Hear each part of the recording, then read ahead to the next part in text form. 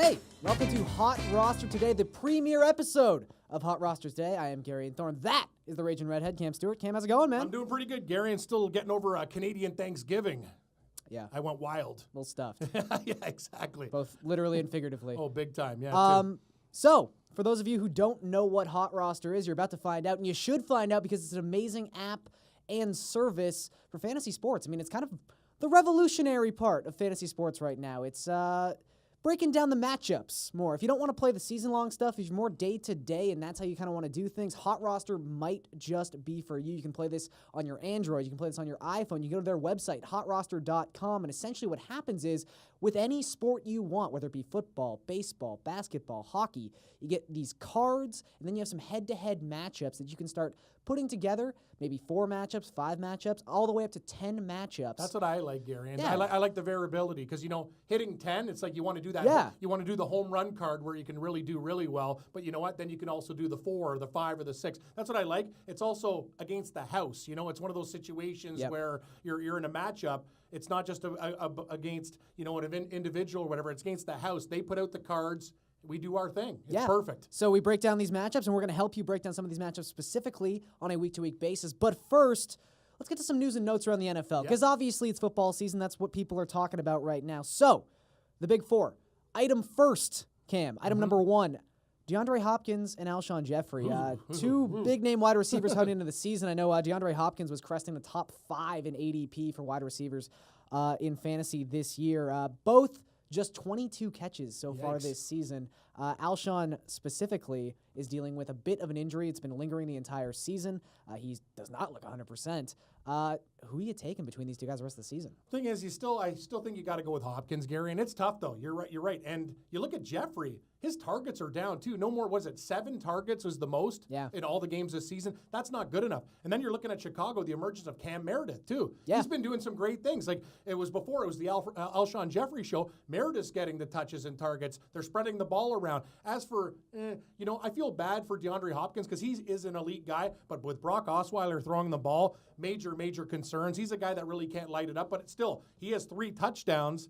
And Alshon Jeffrey has no touchdowns at this point. It doesn't matter if it's Cutler, doesn't matter if it's Hoyer. He's not getting the ball in the end zone. I still gotta lean to Hopkins. I don't know what you're thinking about this, but I still think he's the better option. I think I'd lean Hopkins too. I do not like Brock Osweiler. It has I not don't looked either. well so far this season. Just because he did what he did with Denver. First of all, he's not a great fantasy quarterback too. He doesn't put up the number, and the team is trying to establish a running game too. So I'm just looking at Osweiler. I don't see those breakout games that he's having. And the thing about Houston is, too, sometimes you take that guy like Tannehill when they're playing from behind, they can be real fantasy gems in garbage time, but Houston tends to hang around, too. So it's one of those things that, I don't know, man. This is a tough matchup. Both guys have disappointed. I got to go with Hopkins because of the touchdown factor. I think you just take health into consideration here, too. Like, Alshon is clearly not 100%. Yeah.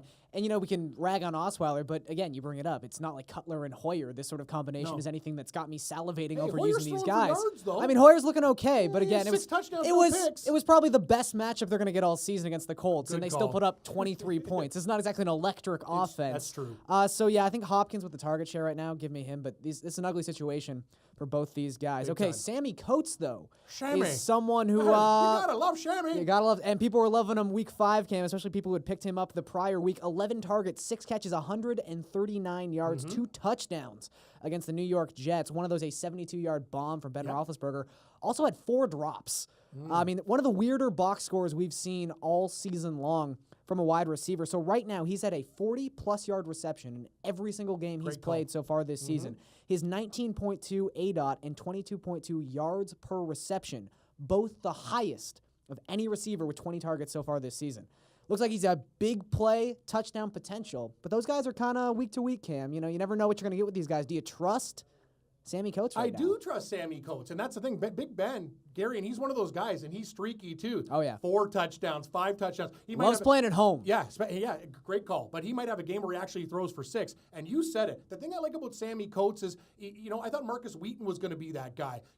He scores on big bombs, big plays of over 20 yards, big plays over 40 yards, and he gets those points too. So he's kind of like an all-or-nothing receiver. And imagine if he could catch, he would be absolutely lethal. You got to love it. It's not just going to be Antonio Antonio Brown. Coates is the guy, and he's a deep factor. I think he's a guy, and he's targeted 31 times already. So Big Ben and him, they have a relationship. I love Coates. Yeah, and I think we saw this a lot last season with an offense like Arizona, where they were just so good last year. In the controversy surrounding that from a fantasy perspective, the entire year was, is there enough to go around? Can I own John Brown? Can I own Larry Fitzgerald, David Johnson taking stuff? I think there's enough because they score so much, Gary. So many points. I mean, by DVOA, they have this great sort of function where they kind of rank teams on their own metrics, but they do this thing called DVO Dave, which is they don't just take the results so far from this season, they kind of cross that with what the projections were coming into the year, and they reduce it every week to kind of even it all out. But DVO Dave says that Pittsburgh is the best offense in the league right now, and it's hard to blame him. I can't. The results DVO are there. Dave seems like a smart man to me. Smart dude. Because Pittsburgh, it doesn't matter if it's Bell.